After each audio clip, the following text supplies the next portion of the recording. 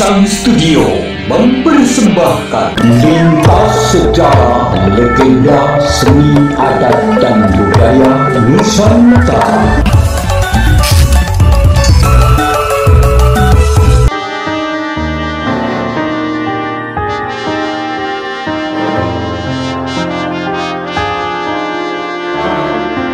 Indonesia adalah negara yang mempunyai jaringan kereta api tertua kedua di Asia setelah India. Baru kemudian Cina dan Jepang menyusul.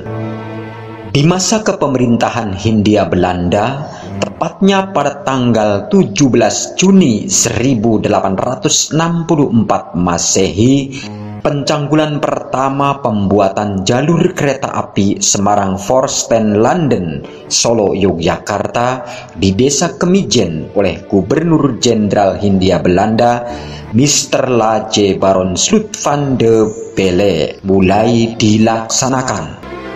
Dan pembangunan ini milik perusahaan swasta, yaitu Nederlands Indische Spoorweg Maatschappij atau NISM. Sementara itu pemerintah Hindia Belanda juga membangun jalur kereta api negara melalui Stadsspoorwegen atau SS pada tanggal 8 April 1875 Masehi. Rute pertama meliputi Surabaya, Pasuruan, Malang. Dengan keberhasilan perusahaan perkeretaapian milik NISM dan SS mendorong banyak investor swasta membangun jalur kereta api. Lebih dari 10 perusahaan swasta pada saat itu membangun jalur perkeretaapian di berbagai wilayah, sehingga transportasi daerah satu ke daerah lainnya mulai terhubung. Selain di Jawa, pembangunan jalur kereta api juga dilaksanakan di Aceh pada tahun 1876, di Sumatera Utara tahun 1889, dan di Sumatera Selatan tahun 1914, juga di Sulawesi tahun 1922 Masehi. Sementara di Kalimantan, Bali, dan Lombok masih dalam perencanaan dan belum sempat dibangun.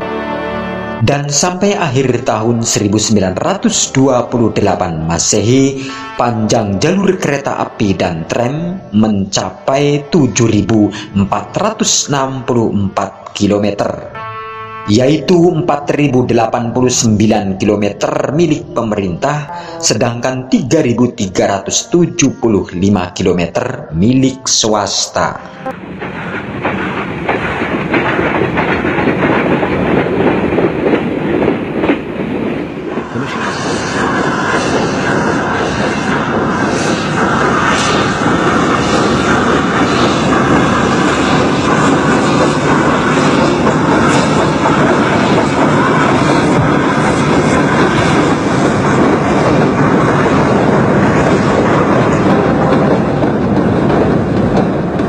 Pada tahun 1942, Jepang masuk ke bumi Nusantara dan pemerintah Hindia Belanda menyerah tanpa syarat kepada Jepang. Semenjak itu perkeretaapian diambil alih oleh Jepang dan berubah nama menjadi Rikuyu Shokyuku. Selama penguasaan Jepang, operasional kereta api hanya diutamakan untuk kepentingan perang. Salah satu pembangunan di era Jepang adalah lintas dari Saketi ke Bayah dan Muaro Pekanbaru untuk pengangkutan hasil tambang batu bara guna menjalankan mesin-mesin perang mereka. Namun Jepang juga melakukan pembongkaran rel sepanjang 473 km yang diangkut ke negara Burma untuk pembangunan jalur kereta api di sana. Setelah bangsa Indonesia memproklamasikan kemerdekaannya dan Jepang kembali ke negara asalnya, maka kantor pusat perkeretaapian di Bandung diambil alih. Dan ini menjadi momen Hari Kereta Api Indonesia, yaitu tanggal 28 September 1945 Masehi, sekaligus menandai berdirinya Jawatan Kereta Api Indonesia atau DKARI. Dan di tahun 1946, ketika Belanda kembali lalu membentuk perkeretaapian bernama Staatspoorwegen atau Verenigde Spoorwegbedrijf SS atau VS, dan seluruh kereta api swasta kecuali milik DSM. Berdasarkan perjanjian damai Konferensi Meja Bundar KMB pada Desember 1949 dilaksanakan pengambil alihan aset-aset milik pemerintah Hindia Belanda, yaitu pengalihan dalam bentuk penggabungan antara DKARI dengan SS atau VS menjadi DKA, yaitu Jawatan Kereta Api.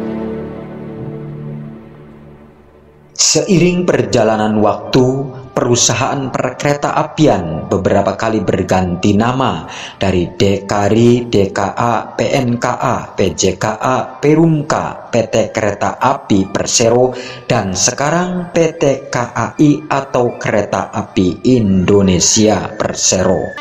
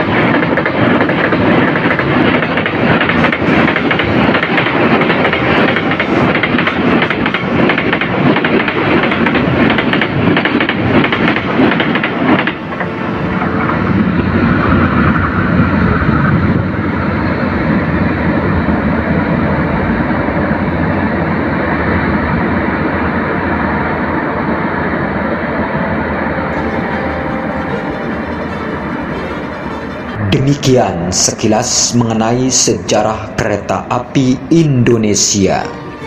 Terima kasih.